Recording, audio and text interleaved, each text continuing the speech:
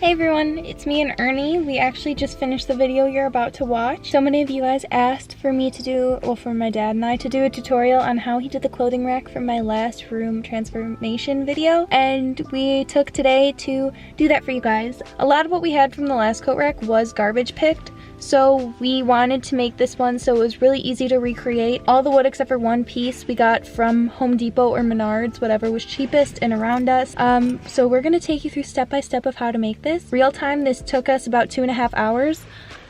And yeah, it was really simple once we started to get things going, but I hope you guys end up recreating this. It is so cool looking and unique and not that expensive. It cost us around 40 bucks to finish without garbage picking anything. We bought everything besides one piece. So I hope you guys enjoy. Make sure to like, comment, and subscribe if you want to, and make sure to give Ernie lots of love from this video. He was being such a trooper staying there the whole time. Okay, he's ready to go home. Thanks for watching. Starting off this project, you'll need quite a bit of supplies, but they're all fairly inexpensive, totaling to around $40. Everything can also be garbage picked from scrapyards like the supplies we used in our first clothing rack. Starting off at Home Depot, you can find all the pipes needed in the plumbing section. I wanted to take you guys step by step of where to find all these materials because I know I would have had no clue if it wasn't for my dad. In small cubbies, you'll find all the fittings you need to assemble the rack. These pieces will screw together easily with your hands. The only actual tool you'll need for this is a power drill.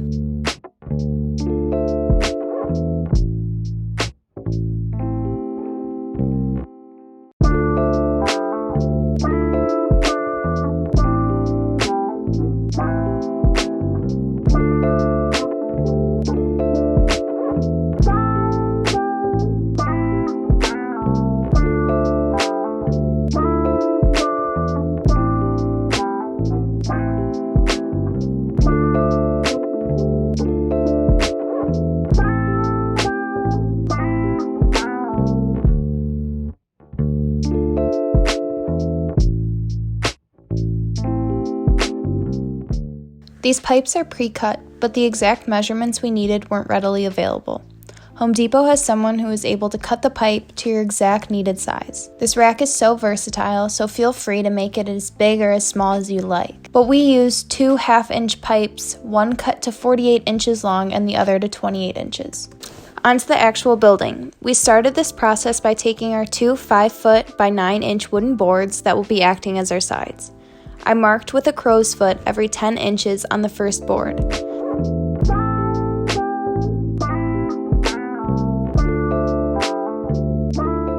I then took a framing square to draw the line across the 2 boards at once to make sure they were identical. A ruler will work just as well.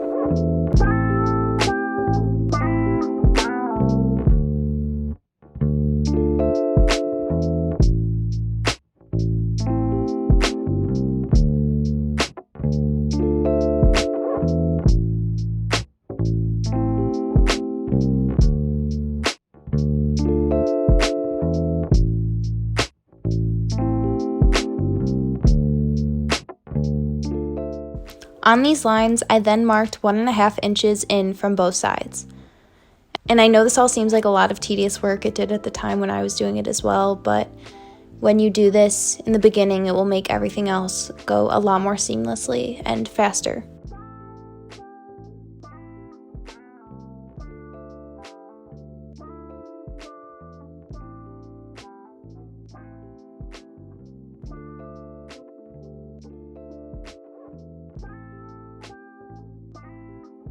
To start drilling, I propped up our wood with small pieces that we'll be using later so we didn't drill through the table.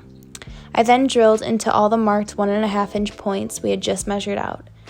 You'll end up having 10 pilot holes for your 5 shelves.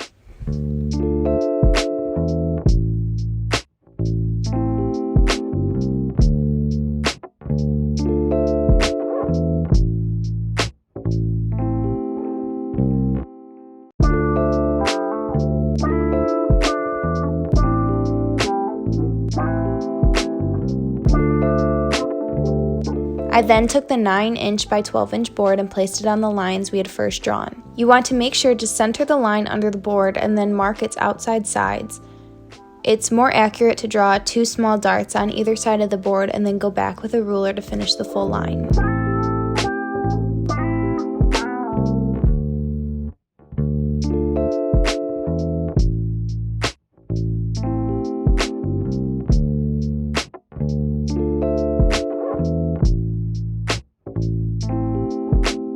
I again extended the line fully to the other board to ensure that they would be identical. Just make sure when you're doing this, your boards are pushed up against a straight edge to make sure they're even.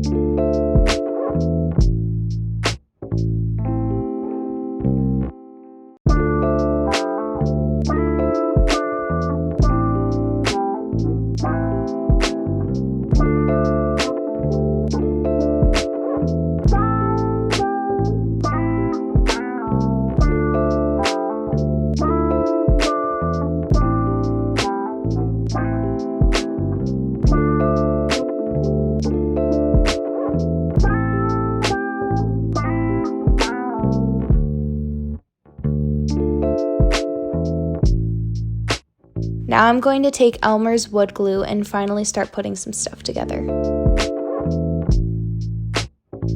Taking our small 1x2 pieces of wood, I'm going to guide a thin line of glue and place the wood on the right side of the right line we had drawn. Then I drilled pilot holes around 1.5 inches into each side and drilled in a screw into each pilot hole. These pieces will be below our shelves and act as further support. You'll repeat this step 5 times.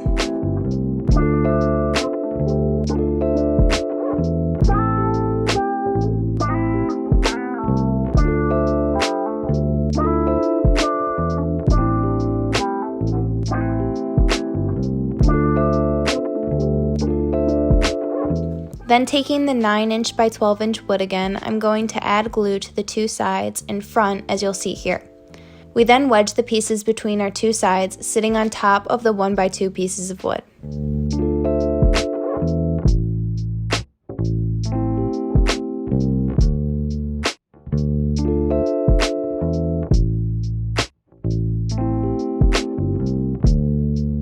And then Ernie came and said hi. With the pilot hole you already have, drill in your screws to further hold your shelves. This will line up perfectly with the shelf you glued and go straight into the board.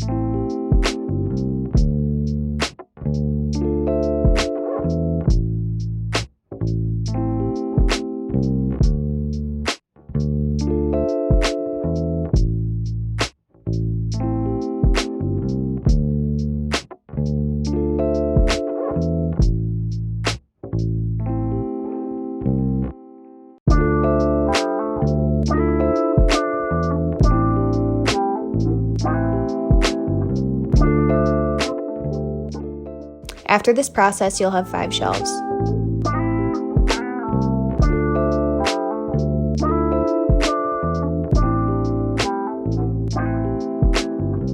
Now taking our 46-inch by 11-inch bottom board, we added 3 slates of scrap wood my dad had lying around. This doesn't have to be a certain length and won't even be seen, so any size will do. Here we used 1x2s that are around 9 inches long. Then taking our 4 casters, we drilled them in about 1 inch away from the edge of our support pieces.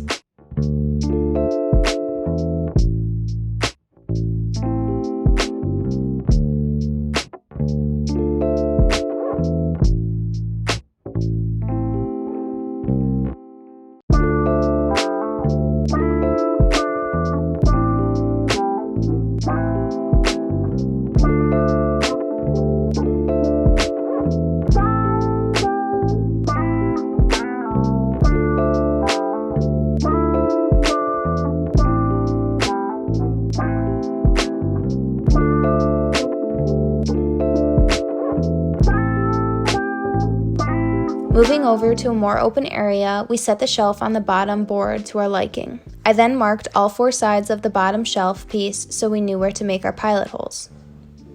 Again, we didn't measure this, but just drilled 2 pilot holes in the box I drew around 5 inches apart.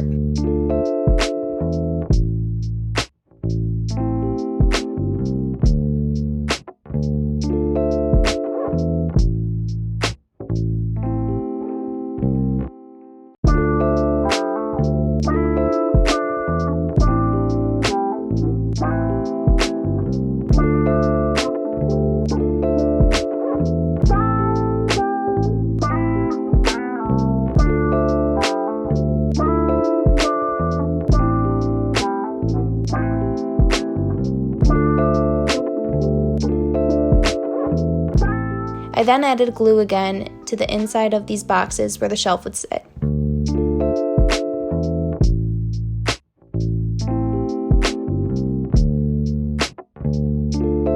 Going from underneath, I drilled screws into the pilot holes we had just made.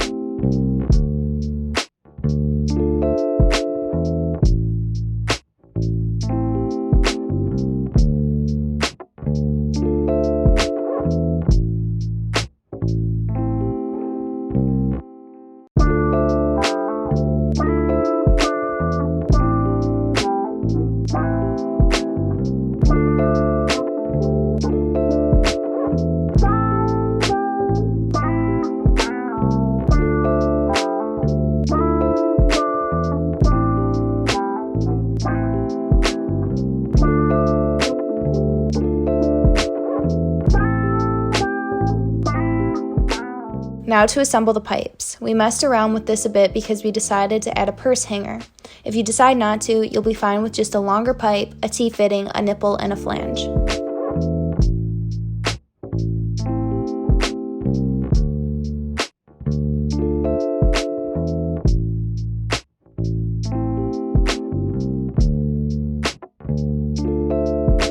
Here, the pattern ended up going floor flange on the bottom, 48-inch pipe, T-fitting into a 2-inch nipple, into a 90-degree elbow, a 2.5-inch nipple, and a finishing the hanger with a cap. And then going back up, being the 6-inch nipple, a T-fitting, a 1.5-inch nipple, a 1.5-inch coupler, and then a flange.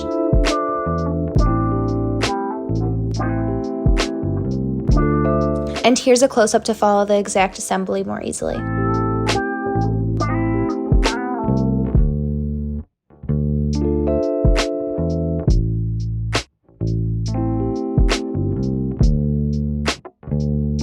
We then placed the assembled pipe on the structure and marked the 4 holes in the flange to guide for our pilot holes, and then drilled all of it in.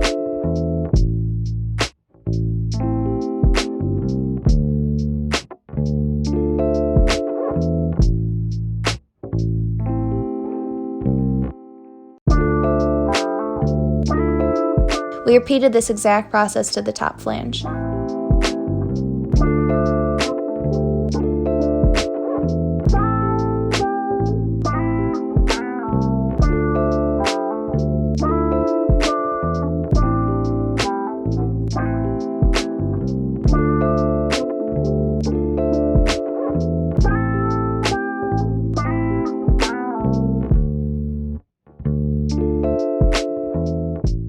I then marked on one side 1.5 inches on the final piece of wood we had.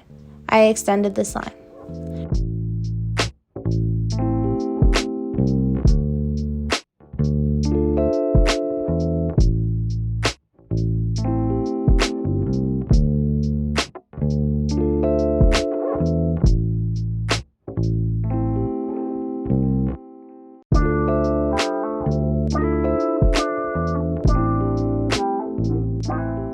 To the other side, I then marked the center of the width and extended that mark as well.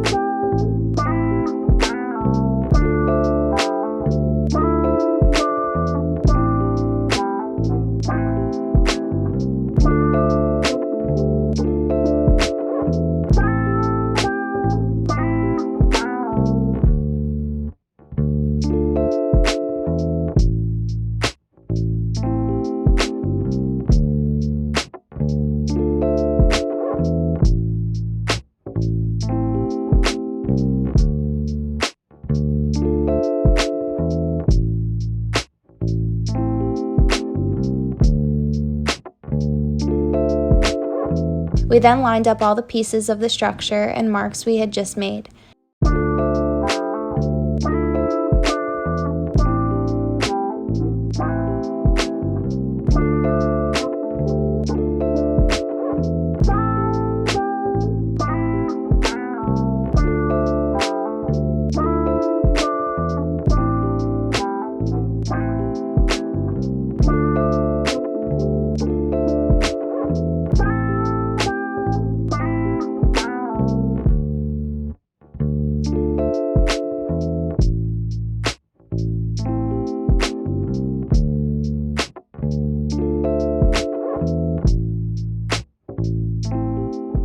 After this, I marked all 4 sides of the shelf into the bottom of the top piece of wood.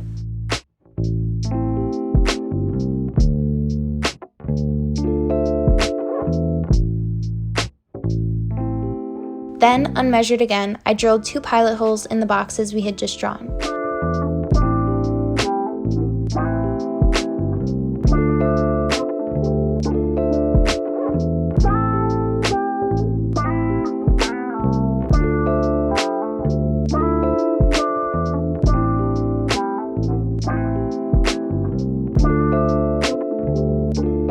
I then added glue to the inside of these boxes.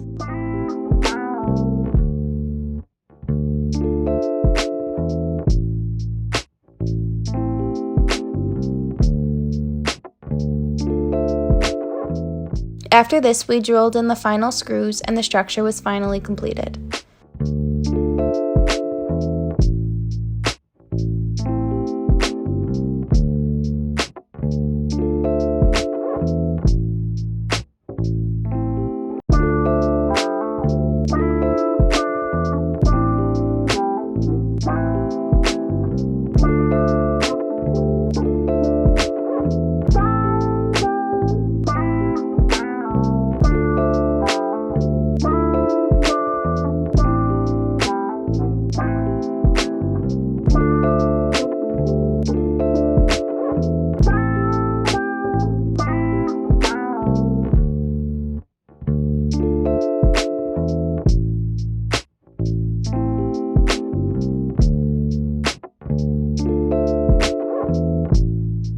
It was time to start staining the raw wood, and I was bundling up because if I had gotten a drop of stain on my Aritzia hoodie, I would have been devastated.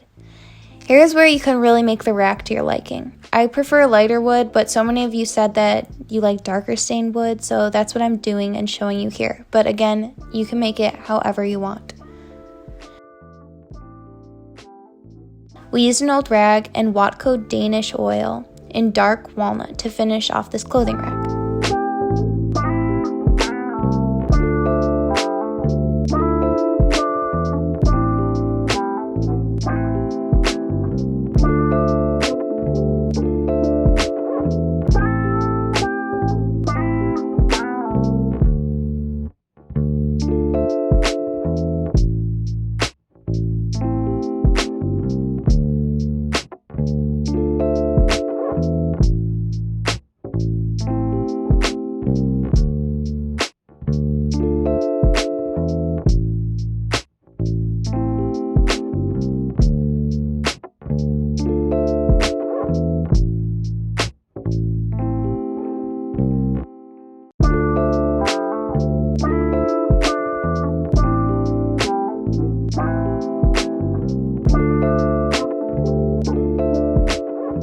And here's the finished rack.